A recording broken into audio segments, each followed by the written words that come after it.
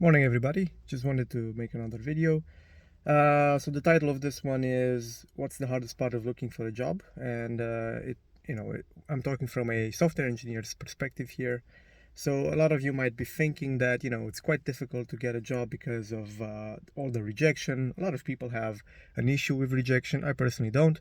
It's not like, I'm 36 years old. I've been rejected a bunch, and I have rejected a bunch, right? So, and I've also interviewed myself, other people for jobs, and but yeah, it's not about the rejection, and it's also not about the money aspect. I guess the money would be important, but if you're really like in today's world, especially in Romania, I'm located in Romania, especially over here, there's a workforce deficit, right? So if I really needed money, I could just start working as whatever, because you do find jobs, especially in the well, it doesn't matter well.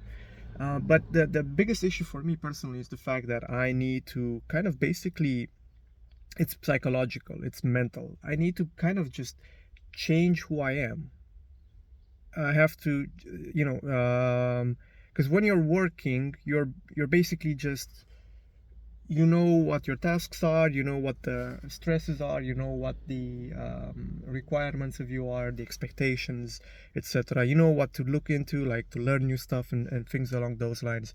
You know, a bunch of things that are quite clear and they do not change from a day-to-day basis, so to say, right? But then when you start going out and looking for a job and interviewing, yeah, almost everything gets, flipped upside its head, and you have to do things completely different. You have to make sure that you are applying to as many positions that you would have a realistic chance of getting into as possible. And I know that some people, they can afford the luxury of not applying to everything, right? Some people can afford the luxury of saying, oh, I am highly specialized in this specific domain, and so I want to work for this specific company, or for these companies specifically, and they work towards that, and they try to just interview for those companies. But as a, let's say, not a generalist, but a like a more of a generally speaking, because I'm applying for full stack or back end development positions. So it's not like, I just I can just apply to as many as I want that fit these requirements. So applying daily, which is like, I don't know, you should probably be getting at least 5 applications in every day, probably at the very least. Otherwise, you're not going anywhere. And a lot of them have uneven application processes. Like, some of them want you to fill in the experience that you have by hand, which honestly, I just say fuck that. Like, I'm not, I've went through the trouble of making a good resume in which the experience is in there, like all the past positions and what I did for them is in there. So doesn't really, I mean, I'm not going to go ahead and maybe I will copy paste, but that doesn't work very often either. So an advice to hiring managers or to companies who have those, lose them, right? If the candidate that is applying to your job does not have a proper resume in which they explain what their actual experience is and what the value was that they brought to the company, to their previous employers, or in their previous contracts, in their resume, you probably don't want to talk to that person, right? Because that means that I mean, that's a basic, it might be gatekeeping what I'm saying here, but that is something basic that any candidate should have. It's a good structured resume, right? So that's one. But anyway, so it's the process. It's the process of switching up my psychology to go, okay, so instead of doing work or whatever, I have to scour the internet for jobs. Then I have to apply to them, and then I have to face all the rejection. And then there's the aspect of, I have, because out of those, you probably get like a couple of calls, or maybe 3-4 calls per week. So you have to answer those calls, talk to the recruiters or to the HR people, and then you have to be,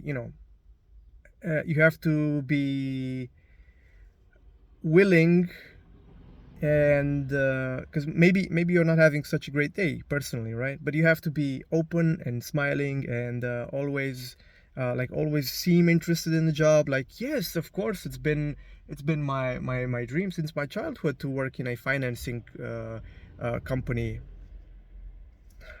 Obviously not, dude. I have, and by the way, this is something that bothers me as well. Maybe I'm a cynic, like maybe I'm too old for this shit. Who knows? I have no idea.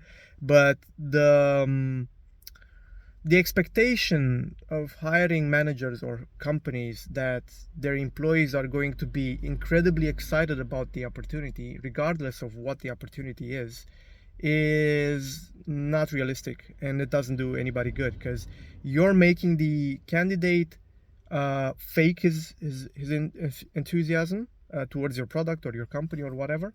And if you do get him, that enthusiasm is going to very quickly and abruptly at some point disappear, right? People are not that enthusiastic about working in whatever, like some companies sure, and some projects sure, but not whatever. So you guys should dial that down a bit. I mean, the expectations of enthusiasm, because here's the deal, and this is realism coming from me right now. I have a certain skill set which I have acquired over many years, and that skill set is going to bring value and help you guys out with your projects and with your company, right? It's going to help you make more money, or at the very least keep on going, which is also quite important. So I am willing to exchange my time and energy and solve your problems for the financial benefit that I get out of it. If I truly am enthusiastic and I truly love the product or the project that you guys are doing, then that's a bonus, that's a plus. Obviously, you should be going for people like that if you can find them. But if you cannot find them, just dial down the requirements. Anyway, that should be it. I think those are the points. I don't want to make this too long. It's the psychological change that doesn't necessarily infuriate me, but it makes things a lot harder for me, because I just have to change as a person. And also, oh yeah, I completely forgot, doing all the hacking challenges and the code challenges, which are so useless. But I will make a separate video on that one, and how online hacking challenges or code challenges are useless, and they do not help either the company find good candidates, and they do not help candidates find good jobs either. So it's a loss for both parties, in my opinion. I will do a separate video on that. Anyway, thanks for watching and listening. See you guys next time. Bye.